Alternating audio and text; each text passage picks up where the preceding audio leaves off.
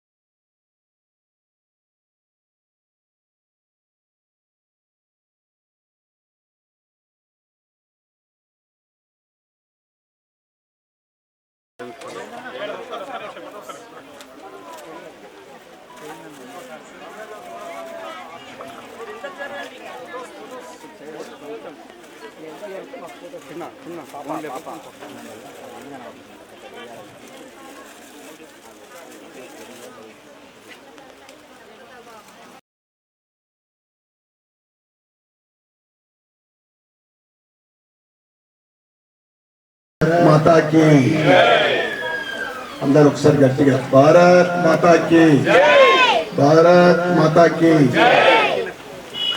ఈరోజు మనందరి ప్రియతమ నాయకుడు భారతదేశాన్ని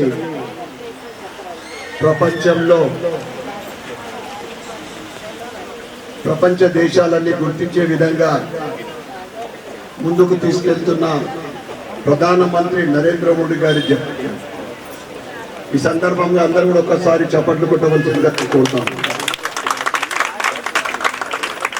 ఈ శుభదినాన ప్రత్యేకంగా మహిళల గురించి గౌరవనీయులు వస్తే మన హైదరాబాద్ రాష్ట్రం తెలంగాణకు స్వతంత్రం రాలేదు. ఎందుకంటే నిజాం నవాబ్ రజాకర్ల సైన్యాన్ని నిలబెట్టి మన ఆడబిడ్డలపైన అఘాయిత్యాలు కానీ అప్పటి నవాబ్ ఏమన్నాడంటే ఈ హైదరాబాద్ రాష్ట్రాన్ని ప్రత్యేక దేశమా లేదంటే పాకిస్తాన్లో కలుపుతారు. అప్పటి home minister Sardar Vallabhbhai Patel operation polo ద్వారా నిజాం మెడల్ని వంచి తెలంగాణని భారతదేశంలో విలీనం చేసిన రోజు ఈ 17 సెప్టెంబర్. రెండవ ప్రత్యేకత ఏంటిదంటే నరేంద్ర మోడీ గారి జన్మదినం. మూడవది విశ్వకర్మ జయంతి. ఇన్ని ప్రత్యేకతలున్న ఈరోజు కేవలము మన భారతదేశంలో ఉన్న ప్రతి మహిళకు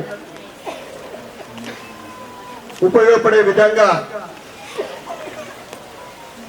స్వస్థ నారీ స్వశక్తి పరివార్ అభియాన్ అంటే ఈ యొక్క లాంచ్ చేయడం జరిగింది. ఇక్కడ ఈ కార్యక్రమానికి వేదిక మీద ఉన్న డిఎంహెచ్ఓ రాజశ్రీ గారికి, ట్రైనీ కలెక్టర్ గారికి, డాక్టర్ శ్రీనివాస్ గారికి, అంజనా గారికి,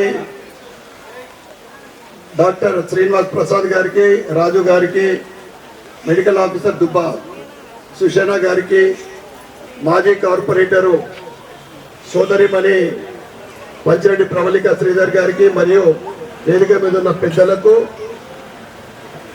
ఈ వేదిక ముందున్న మా తల్లులకు, సోదరిమణులకు, మరియు మెడికల్ సంబంధించిన ప్రతి ఒక్కరికి కూడా అందరికీ శుభాకాంక్షలు, శుభాభినందనలు. స్వస్థ నారీ అంటే కుటుంబంలో ఒక మహిళ ఆరోగ్యంగా ఉంటే ఆ కుటుంబం అంతా బాగుంటుంది. ఇది మోడీ గారి ఆలోచన. కుటుంబం సంతోషంగా ఉండాలంటే కీలకంగా మహిళ ఆరోగ్యంగా ఉంటే ఆ కుటుంబంలో లక్ష్మి తాండవిస్తుంది. అంటే అందరం ఆరోగ్యంగా ఉంటే ఆర్థికంగా కూడా, అంటే మనకు డబ్బు కూడా ఆరోగ్యం గురించి ఎక్కువ ఖర్చు పెట్టాల్సిన అవసరం లేదు. ఈ దాంట్లో మేడం గారు చెప్పింది ఇప్పుడే అన్ని రకాలైన వ్యాధులు, పెద్ద పెద్ద వ్యాధులు, మరి సివిల్ హాస్పిటల్ పోతా అంటే ఇది కేవలము ఇది మహిళల గురించే. మోడీ గారు ప్రతి ఒక్కరి గురించి ఆలోచించే వ్యక్తి. మన పిల్లల గురించి, రైతుల గురించి, మహిళల గురించి, యువకుల గురించి ఆలోచించే వ్యక్తి.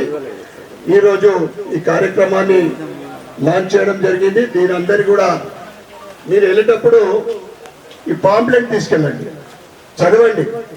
ప్రతి ఒక్కరు కూడా ఈ కార్యక్రమాన్ని స్వస్థ నారీ స్వశక్తి పరివార్ కార్యక్రమంలో ప్రతి మహిళ కూడా ₹1 ఖర్చు లేకుండా మీ హెల్త్కు సంబంధించిన ఎటువంటి వ్యాధులున్నా, ప్రెగ్నెంట్ లేడీస్కు సంబంధించి వారికి పోషకాహారాల లోపల కూడా మనకు డిస్ప్లే చేయడం జరిగింది.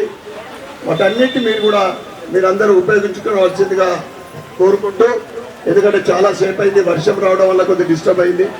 మళ్ళీ భగవంతుడు కర్ణీకరించిన ఆపేషన్ వర్షం, ఎందుకంటే ఇంతమందికి ఇబ్బంది కలగద్దని. తప్పకుండా ఈ స్కీమ్ని అంటే దీంట్లో మీరందరూ కూడా ప్రతి ఒక్క మహిళ తెలియని వాళ్ళకు కూడా చెప్పి ఎటువంటి చిన్న వ్యాధులు కానీ పెద్ద వ్యాధులకు సంబంధించిన క్యాన్సర్తో పాటు అన్నిటికీ ఇంకా ట్రీట్మెంట్ ఉంటుంది. స్కీమ్ అంటే ఎక్కడెక్కడ ఏ రోజు అనేది షెడ్యూల్ ఉంది. తర్వాత కంటిన్యూ కూడా ప్రతి మహిళకి ఇంకా ట్రీట్మెంట్ జరుగుతుంది. కనుక మీరందరూ ఉపయోగించుకొని దీనికి సహకరించవలసిందిగా కోరుకుంటూ, ఈ కార్యక్రమంలో పాల్గొన్న ప్రతి ఒక్కరికి పేరు పేరున ధన్యవాదాలు, కృతజ్ఞతలు చెప్పుకుంటూ భారత్ మాతాకి